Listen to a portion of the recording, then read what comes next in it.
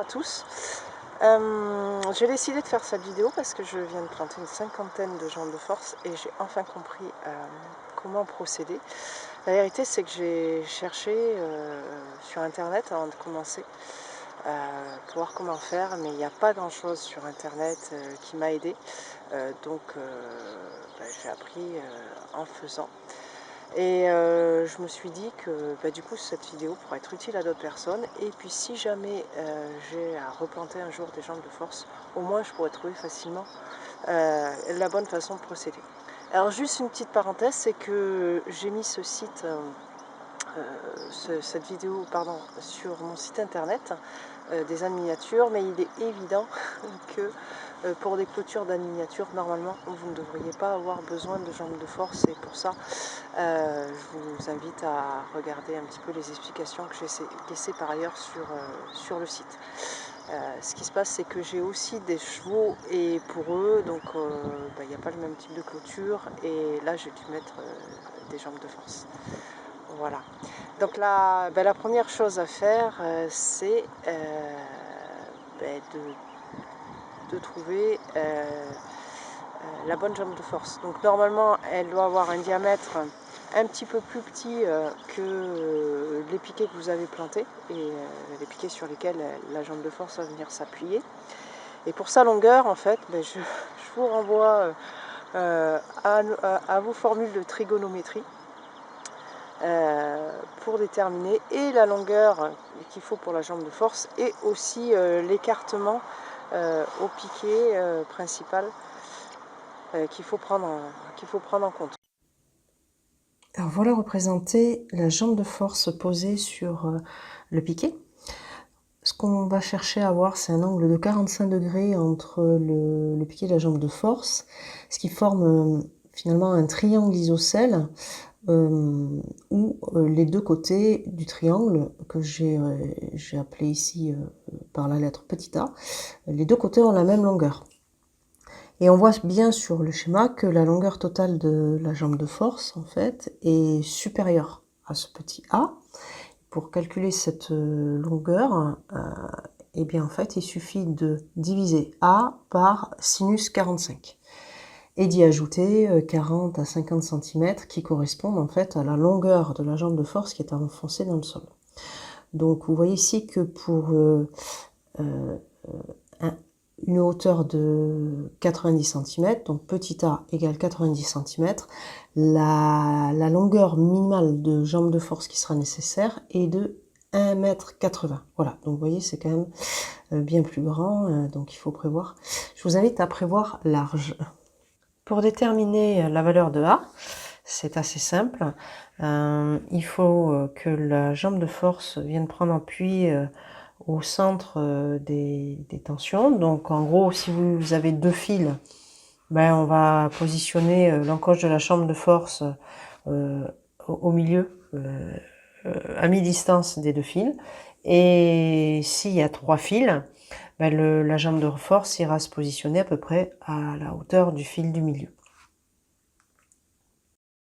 Donc là, vous voyez, en fait, préalablement, j'ai installé les fixations avec les tendeurs là, qui vont partir de mon piquet, parce que ça me permet de voir un petit peu où est-ce que le fil de la clôture va passer, afin de déterminer l'endroit du piquet sur lequel je vais aller appuyer la jambe de force.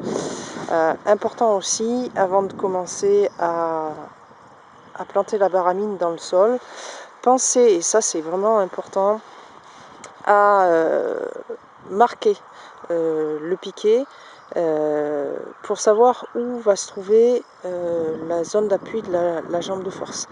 Parce que sinon, vous allez commencer à planter la baramine ou trop verticale ou trop horizontale.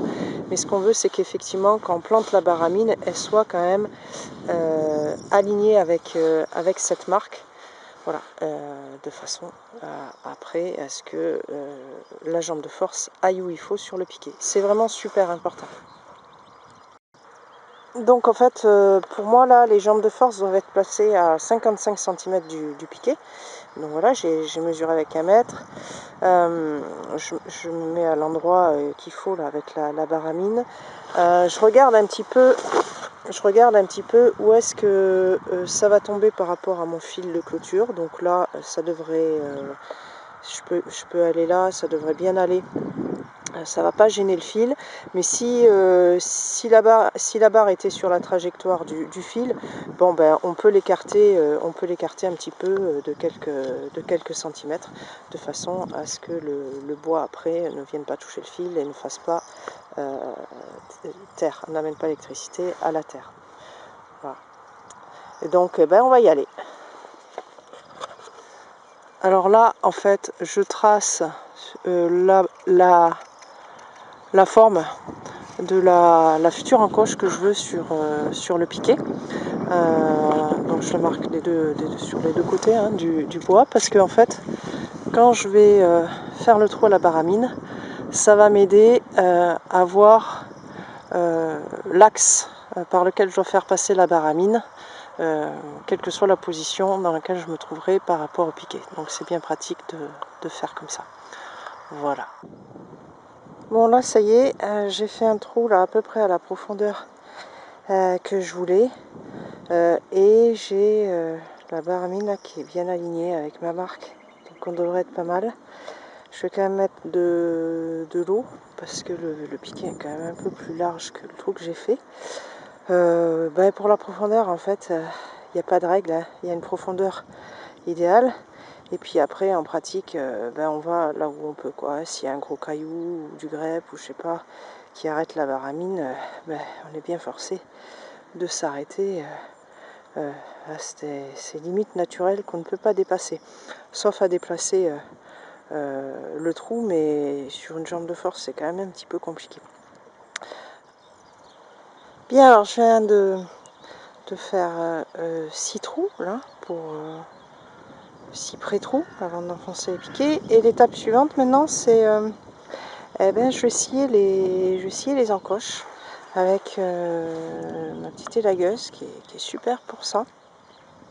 Alors je scie les encoches avant de mettre les jambes de force, parce qu'en fait ça m'aide, ça va m'aider, vous allez voir, après pour marquer l'endroit où je vais devoir couper le bout de mes jambes de force, parce qu'en fait les poteaux vont être un petit peu trop grands, et surtout je les prédécoupe pas, parce que l'endroit où il va falloir les tailler va vraiment dépendre de la façon dont le piquet va s'enfoncer dans le sol, et puis de la profondeur du trou que j'ai fait. En tout cas chez moi c'est pas possible de découper à l'avance les jambes de force, ça se fait en cours de chantier. Donc je vais vous montrer la technique là que j'ai pour couper mon encoche.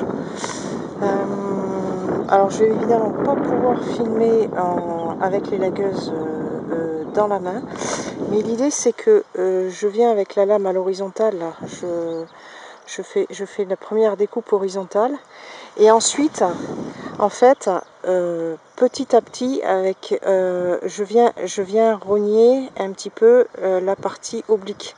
En fait, ce qui marche pas du tout, en tout cas j'y arrive pas moi, c'est de partir comme ça avec la lame comme ça et de remonter. Donc ça fait des découpes trop profondes, enfin bon, ça va pas. Mais par contre, ce qui marche super bien, c'est de peler petit à petit avec les lagueuses la partie à vider. Voilà, c'est hyper efficace. Allez, j'allume la machine et je vous montre le résultat. Allez, voilà, c'est fait. Ça m'a pris à peu près 30 secondes. Vous voyez, donc le piquet va pouvoir venir s'appuyer là et se bloquer à ce niveau-là dans le piquet. N'hésitez pas à faire une bonne partie. N'hésitez pas à faire une bonne partie oblique pour que la jambe de force puisse s'approcher et rentrer dans le piquet principal. Bien, alors toutes les encoches sont faites et c'est le moment de placer les jambes de force. Là j'en ai prépositionné une avant de l'enfoncer avec la masse. En général, je choisis de mettre une face lisse contre le piqué. Évidemment, hein, ça va dépendre de la forme de vos jambes de force, si elles sont régulières ou irrégulières comme moi. C'est un petit peu, je fais un petit peu à l'intuition, voilà. Et en tout cas, je fais en sorte que la zone d'appui soit la plus large possible. Avec la masse, là, je viens d'enfoncer la jambe de force au maximum de ce que je pouvais faire. Elles ont souvent tendance à remonter vers la verticale quand on les tape. Donc quand ça se produit, je la ramène vers le bas avec le poids de mon corps pour qu'elle reste quand même au niveau de l'encoche. Donc maintenant, ce que je vais faire et ce qui est assez important, c'est de marquer l'endroit où je vais découper la jambe de force. Pour ça, en fait, je repère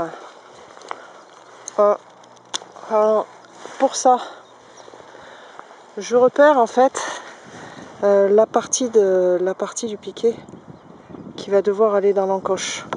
Donc moi à peu près, sachant que je vais la taper un petit peu plus, je me mets quelques millimètres au-dessus là de mon encoche et je trace un trait à l'horizontale sur cette face là, et je vais tracer un autre trait à l'horizontale sur la face intérieure. Bon là c'est un petit peu plus compliqué, mais c'est faisable. Et je marque aussi sur la partie inférieure du piqué la face qui est censée rester contre le piqué. Volontairement, je ne marque pas toutes les faces de la jambe de force parce que sinon ça peut induire en erreur sur la découpe. On peut avoir quelque chose qui est pas super ensuite à taper avec la masse. Je vais enlever le piqué pour le découper. Bon, comme j'ai mis de l'eau, ça risque de faire un peu ventouse, donc il va falloir que je tire un petit peu. Mais normalement, ça va venir quand même assez facile. Alors, je me suis installé un petit chantier avec 2 parpaings en béton pour travailler en sécurité. Comme ça, je vais pouvoir découper le petit bout de bois que j'ai en trop sur la jambe de force. Ça va de soi, mais si vous travaillez avec une écharpe, pensez à la retirer ou à la rentrer dans votre blouson, parce que il va falloir travailler en étant un peu penché vers l'avant, et si l'écharpe se prend dans les dents de la scie, dans la courroie de la scie, ça va être la catastrophe. Alors j'en parle parce que on y pense toujours, sauf la fois où on n'y a pas pensé. Et c'est ce qui m'est arrivé il y a 2 jours avec une visseuse. J'ai mon écharpe qui s'est retrouvée enroulée sur la mèche de la visseuse et ça m'a fait bizarre. Et là je me suis dit, heureusement que c'était pas les lagueuses, parce que sinon je me serais retrouvée la tête sur les dents de les lagueuses en moins de temps qu'il aurait fallu pour le dire. Voilà, bon, c'était une petite parenthèse. Donc là, j'ai mes 2 traits, et je vais pouvoir découper en suivant ce tracé. Je vais replacer le piqué. Donc, comme je l'ai marqué là, je vois que va falloir que je tourne pour le repositionner sur les bonnes faces. Voilà, ce qui fait que je vais me retrouver avec une surface de frappe à peu près horizontale, et je vais pouvoir enfoncer le piqué à la masse jusqu'à ce qu'il rentre gentiment dans l'encoche que je lui ai préparée. Ça y est, mission accomplie, voilà ce que ça donne. Alors, il y en a qui mettent des vis, moi j'en mets pas parce que j'ai, à tort ou à raison, hein, mais j'ai peur que la vis finalement entraîne le piquet principal dans la direction de la jambe de force. Et donc en fait je compte simplement sur la tension qu'il va y avoir sur les fils quand je vais les tendre pour les solidariser, pour solidariser le piquet et sa jambe. Voilà donc moi je mets à peu près 2 heures, allez 2 heures et demie maximum pour mettre 8 jambes de force en place avec cette technique, mais j'imagine que si le sol était plus favorable ou si tout simplement j'avais la force d'un homme, je pourrais aller un petit peu plus vite.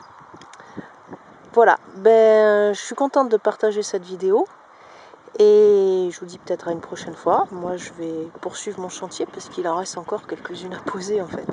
Au revoir. Oui, et juste une dernière petite chose, si vous avez trouvé quelques conseils utiles dans cette vidéo ou si simplement vous avez apprécié que quelqu'un cherche à partager son expérience avec vous pour vous faciliter la vie, pensez à cliquer sur le petit icône j'aime de façon à ce que Google repère plus facilement la vidéo et la propose à d'autres personnes qui cherchent des conseils sur la façon de poser les jambes de force. Merci à vous, au revoir.